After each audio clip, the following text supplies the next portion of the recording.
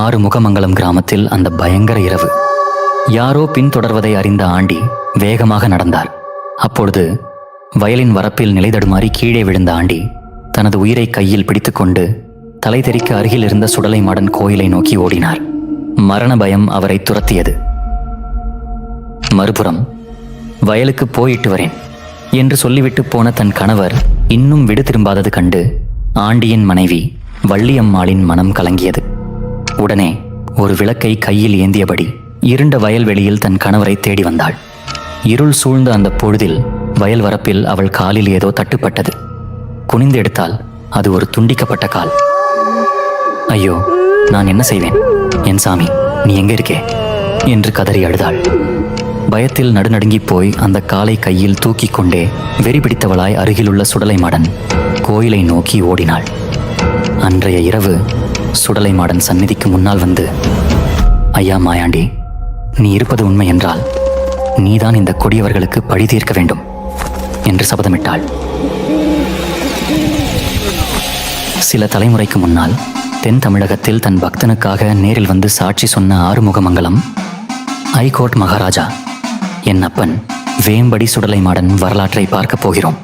அதற்கு முன் சுடலை மாடன் சாமி சுடுகாட்டில் பிறந்த கதை மற்றும் சீவலப்பேரியில் கோவில் கொண்ட கதையை நம்ம சேனலில் ஏற்கனவே பதிவு பண்ணியிருக்கிறோம். பார்க்க தவறினவர்கள் கீழே உள்ள லிங்கை டச் செய்து பார்த்து கொள்ளுங்கள். நம்ம சேனலை இதுவரைக்கும் சப்ஸ்கிரைப் பண்ணாதவங்க யாராவது இருந்தீங்கன்னா சப்ஸ்கிரைப் பண்ணிக்கோங்க.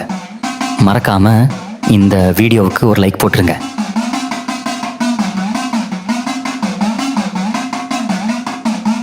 சுமார் 6 தலைமுறைகளுக்கு முன்பு ஆறுமுகமங்கலம் கிராமத்தில் ஒரு பெரிய பனைமரத்தின் மேலிருந்து மந்திரம் என்ற விவசாயி பதநீர் இறக்கிக் கொண்டிருந்தார். சுள்ளென்று வெயில் காய்ந்த மதிய பொழுதில் அந்த பனைமரத்தின் அடியில் வந்து நின்றார் ஒரு வயது முதிர்ந்த முதியவர். அவரது முகம் சுருக்கங்கள் நிறைந்திருந்தாலும் கண்களில் ஏதோ ஒரு தெய்வீக ஒளி. ஏன்பா மந்திரம், நல்ல தாகமா இருக்கு, குடிக்க கொஞ்சம் பதநீர் இறக்கி கொண்டு வாப்பா என்றார். அதற்கு மந்திரம் சொன்னார், பெரியவரே, இன்னும் பதநீர் பதப்படலையே என்று தயங்கினார். முதியவர் புன்னகைத்தார். நீ கீழே கொண்டு வந்து பார், பதப்பட்டிருக்கும், களையமும் நிறைந்திருக்கும் என்றார் தீர்க்கமான குரலில். மந்திரத்திற்கு ஒன்றும் புரியவில்லை. விவரம் தெரிந்த நாளிலிருந்து பனை ஏறி கொண்டிருக்கிறோம், இது எப்படி சாத்தியம்? மனதில் 1000 கேள்விகளுடன் மரத்திலிருந்து இறங்கினார். பானையை பார்த்ததும் அவர் கண்களில் வியப்பு உறைந்தது. முதியவர் சொன்னது போலவே களையம் நிறைந்து பொங்கி குடிக்க ஏற்ற பதநீராக மாறியிருந்தது. ஐயா, உங்களை இந்த பகுதியில் பார்த்ததே இல்லை. நீங்கள் யார்? இது எப்படி நடந்தது என்று மந்திரம் குழப்பத்துடன் கேட்க முதியவர் அமைதியாக, சரிப்பா, பனை ஓலையில் பட்டையை பிடித்து பதநீர் ஊற்றிக்கொடு என்றார். மந்திரம் தயக்கத்துடன் அப்படியே செய்தார். ஒரு களையத்தில் இருந்த அத்தனை பதநீரையும் அந்த முதியவர் ஒரே மூச்சில் குடித்து முடித்தார். ஒன்றும் புரியாமல் நின்ற மந்திரத்தின் தோளை தட்டி கொடுத்து, நான் யார் என்று உனக்கு புரியும் என்று சொல்லிவிட்டு சென்றார் அந்த முதியவர். அன்று தன் வேலைகளை முடித்துவிட்டு மந்திரம் பாயில் படுத்து ஆழ்ந்த உறக்கத்திற்கு சென்றார். ஒளிரும் எண்ணெய் விளக்கின் மங்கலான வெளிச்சத்தில் அறை முழுவதும் நீண்ட நிழல்கள் நடனமாடின. திடீரென்று மந்திரத்தின் முகத்தில் குழப்பமும் பிரமிப்பும் கலந்தன. அவர் ஒரு சக்தி வாய்ந்த கனவின் பிடியில் சிக்கியிருப்பதை உணர்ந்தார். மந்திரம் ஒரு பரந்த வெண்பனி மூடிய சாம்ராஜ்யத்தில் நின்றிருந்தார். அங்கே உயர்ந்த அமானுஷ்ய நிழல்கள் அவரை சுற்றி சுழன்றன. மெதுவாக அந்த மூடுபனியிலிருந்து ஒரு கம்பீரமான தோற்றத்துடன் கனிவான சிரிப்புடன் தோன்றிய சுடலை மாடன் தன்னுடைய சுயரூபத்தை காட்டினார். உன்னிடம் பதநீர் பருக்கிச் சென்ற முதியவர் நான்தான் என்றார் தீர்க்கமான குரலில். உன் பனை விளைந்த தோட்டத்தின் மேற்கு பகுதியில் எனக்கென்று ஒரு சந்நிதி எழுப்பி என்னை சுற்றி 21 பீடங்கள் அமைத்து என்னை நீ பூஜை செய்து வணங்கி வா. நீயும் உனது சன்னதிகளும் என்னை வழிபட்டு வாருங்கள். மேலும் என்னை வணங்க வரும் மக்களுக்கும் உங்கள் வாரிசுகளால் என் பெயர் சொல்லி திருநீர் வழங்கினால் அவர்கள் குறைகளையும் தீர்த்து வாழ வைப்பேன் என்று சொல்லி மறைந்து போனார். மறுநாள் காலையில் மந்திரம் தன் உடன்பிறப்புகளிடம் கனவில் கண்ட அனைத்தையும் கூறி சுடலை மாடன் கூறியபடியே சுண்ணாம்பு மண்ணால் 21 பீடங்கள் அமைத்து உள்ளே 2 சுடலை மாடன் பீடங்கள் வைத்து வணங்க ஆரம்பித்தனர்.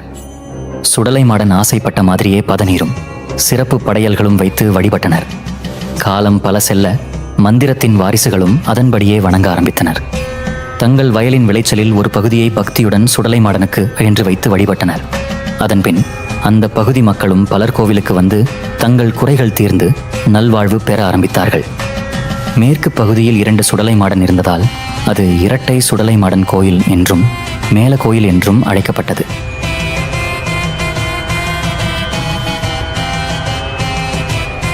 ஒரு நாள் கோவில் வேலைகள் முடிந்து ஓய்வெடுத்துக் கொண்டிருந்த மந்திரம் கோயில் வழியாக பசுமாட்டை ஓட்டிச் சென்ற கண்ணனை கண்டார்.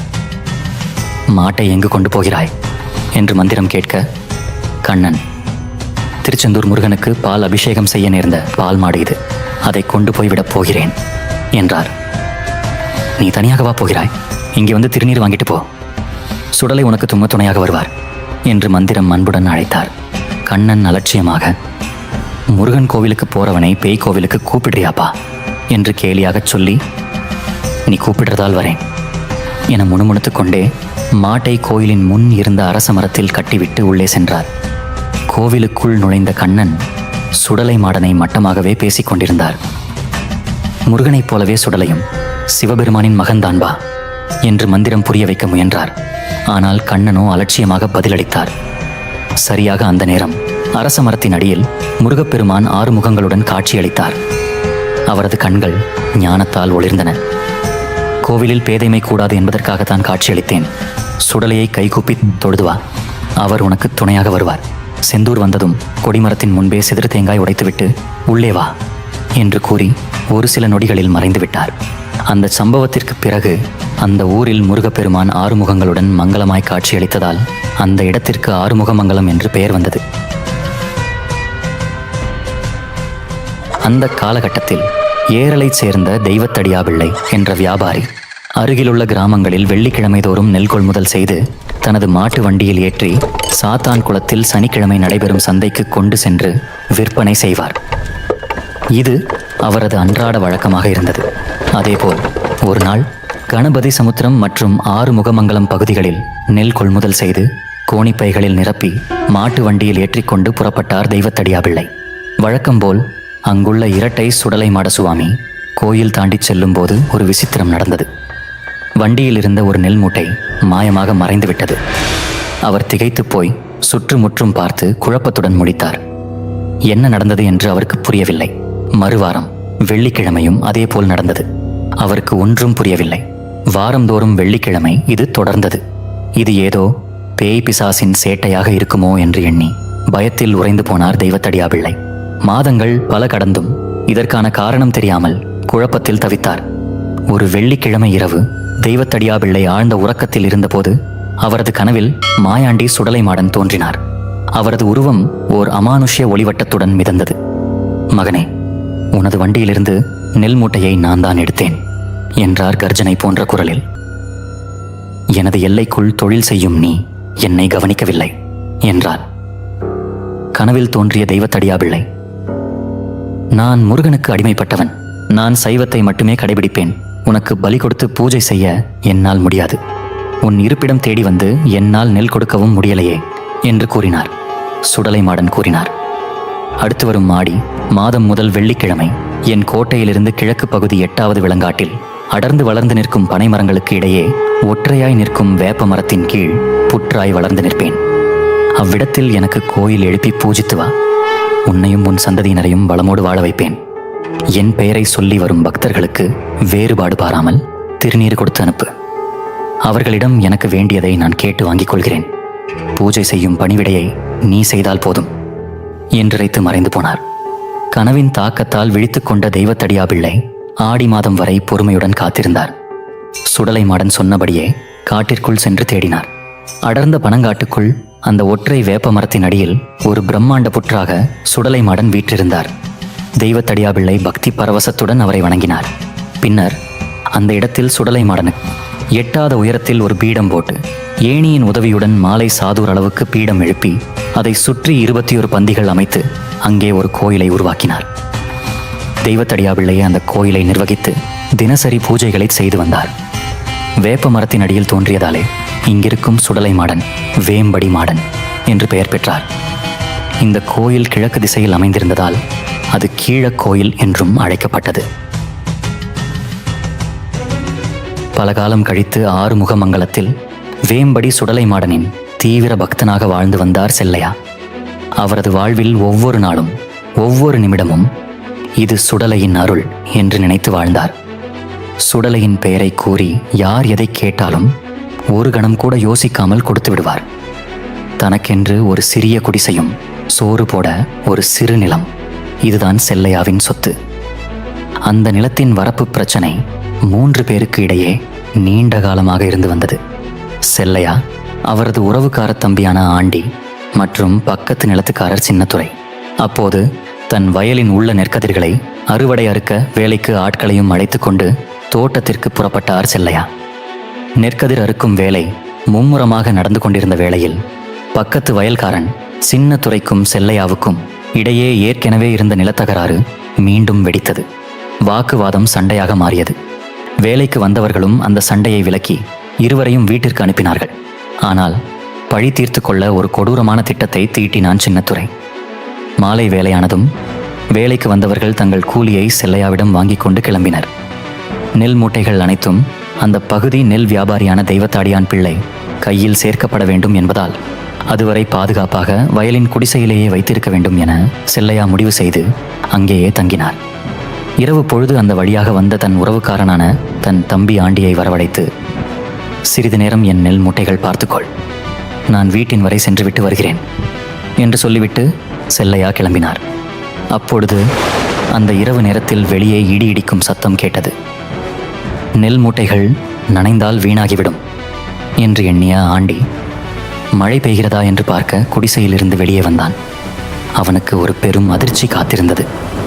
முகத்தை துணியால் மூடியபடி கையில் ஒரு வீச்சருவாளை பிடித்தபடி சின்னத்துரை. செல்லையாதான் இருக்கிறான் என்று நினைத்து ஆண்டியை வெட்டி வீழ்த்திவிட்டு சின்னத்துரை அங்கிருந்து தப்பி ஓடிவிட்டான்.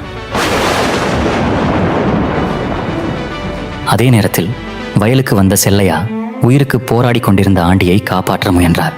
ஆனால் ஆண்டி, என்னை வெட்டியது சின்னத்துரைதான் என்று சொல்லிவிட்டு அவரது கைகளிலேயே உயிர் துறக்கிறார்.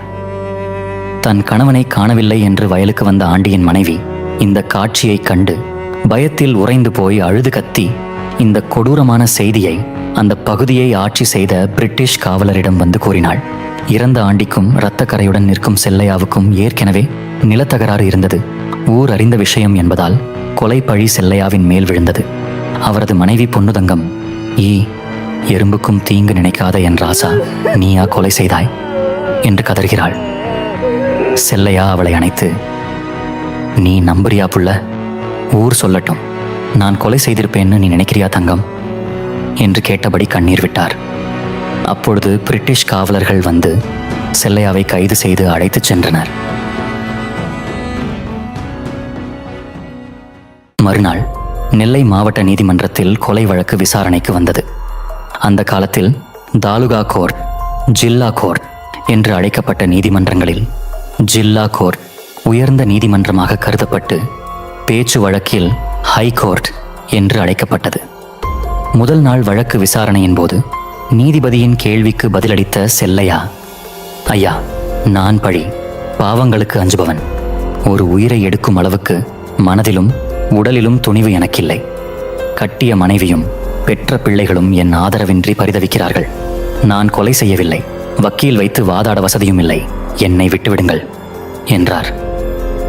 நீ கொலை செய்யவில்லை என்றால் ஆண்டி தன்னைத்தானே கத்தியால் குத்தி கொண்டு இறந்தாரா என்று நீதிபதி கேட்க, செல்லையா தீர்க்கமாக, ஐயா, என்னை தாயாய் தந்தையாய் காப்பவரான அந்த சுடலை மாடன், அவர் நிலை கொண்டிருக்கும் கோயிலின் நேர்கிழக்கு பக்கம்தான் இந்த சம்பவம் நடந்தது.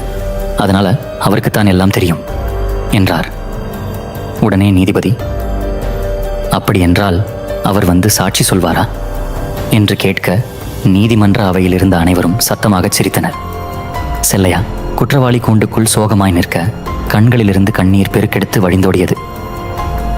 நாளை மறுநாள் விசாரணை நடத்தப்படும் என்று கூறி வழக்கு விசாரணையை ஒத்திவைத்தார் நீதிபதி. இதற்கிடையில் வயலுக்கு நீர் பாய்ச்சச் சென்ற சின்னத்துரை பாம்பு தீண்டி ஆண்டி இறந்த அதே இடத்திலேயே இறந்தான். வழக்கு விசாரணைக்கு முந்தைய நாள் இரவில் நீதிபதியின் கனவில் ஒரு உருவம் தோன்றியது. மேல் சட்டை அணியாமல் தலையில் தலைப்பாகை கட்டியவாறு வெள்ளை வேட்டியுடன் வந்த அந்த உருவம் ஆண்டியை கத்தியால் குத்தி சின்னத்துரைதான் கொன்றான் என்றும் செல்லையா நிரபராதி என்றும் கூறியது. மறுநாள் காலை விடிந்தது. இரவில் கண்ட விசாரணை தொடர்பான கனவு நீதிபதியை வியப்பிலும் குழப்பத்திலும் ஆழ்த்தியது. நம்ப முடியாத நிலையில் அன்றைய தினம் நீதிமன்றம் வந்தார். விசாரணை தொடங்கியது.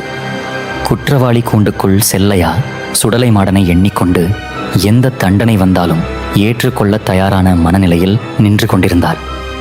நீதிபதி அவரிடம், குற்றத்தை ஒப்புக்கொள்கிறாயா என்று கேட்க, செல்லையா ஐயா என்றபடி பதில் சொல்ல முடியாமல் நீதிபதியின் முகத்தை ஏக்கத்துடன் பார்த்தார். அதே கணத்தில் நீதிமன்ற வளாகத்திலிருந்து விரைந்து வந்த காவலர்கள், ஐயா, ஆண்டி கொலை வழக்கு தொடர்பாக சாட்சி சொல்ல ஒரு ஆள் வந்திருக்கிறார் என்றனர். வரச் சொல்லுங்கள் என்றார் நீதிபதி. வெள்ளை குதிரையில் கம்பீரமாக வந்திறங்கிய வாட்ட சாட்டமான தேகம் கொண்ட ஒரு நபர் முறுக்கு மீசையுடனும் மேல் சட்டை அணியாமலும் வெள்ளை வேட்டியுடன் கையில் வேல் கம்புடனும் வந்து நின்றார். நீதிபதி சற்றே திகைப்புடன் பார்த்தார். ஆம், இரவு கனவில் வந்த அதே நபர். என்ன சொல்லப் போகிறீர்கள் என்றார். ஐயா, நான் செந்தூரில் உள்ள சண்முகநாதன் பண்ணை வீட்டு காவலாளி என்றார். உடனே குறுக்கிட்ட வழக்கறிஞர், குதிரையில் கம்பீரமாக வந்திருக்கிறாயே, நீ என்ன ராஜாவா என்று கேட்க, ஆமாங்கய்யா, நான் ராஜாவுக்கெல்லாம் ராஜா, மகாராஜா என்றார். என்ன ஆணவம் என்ற வழக்கறிஞரிடம், இல்லைங்கய்யா, என் பேரே மகாராசா தான் என்றைத்தார். சரி, வந்த காரணத்தை கூறுங்கள் என்று நீதிபதி கூற, சம்பவத்தன்று ஆறுமுகமங்கலம் வழியாக வந்தபோது கொலை சம்பவத்தை கண்டேன். செல்லையா குற்றவாளி அல்ல, அவன் நிரபராதி. குற்றவாளி சின்னத்துரைதான், அவனும் பாம்பு தீண்டி இறந்து விட்டான் என்றார். நீதிபதி, சரி, நீங்கள் போகலாம் என்று கூறியதும் அந்த நபர் அந்த இடத்தை விட்டு அகன்றார். கூண்டிலிருந்து இறங்கியவர் எங்கு போனார் என்றே தெரியவில்லை.